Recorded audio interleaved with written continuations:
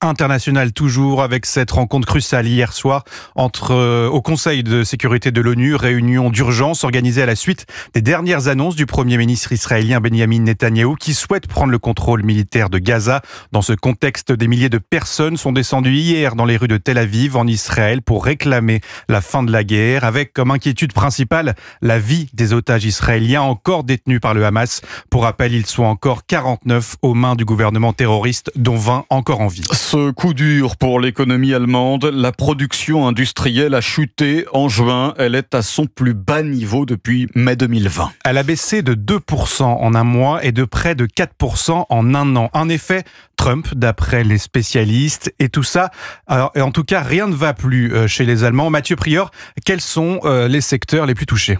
Eh bien, les industries pharmaceutiques, alimentaires et automobiles sont les plus touchées. Sur le mois de juin, les exportations allemandes vers les États-Unis ont atteint leur plus bas niveau depuis plus de 3 ans, ce qui inquiète l'économiste et professeur au CNAM, Laurent Capelletti. Si l'Allemagne se met à tousser au niveau de sa production industrielle, eh bien en fait, ce sont nos rapports commerciaux avec les États-Unis qui toussent également. La solution que semblent adopter en fait les industriels allemands, notamment de l'automobile en termes de stratégie, c'est le rétrécissement.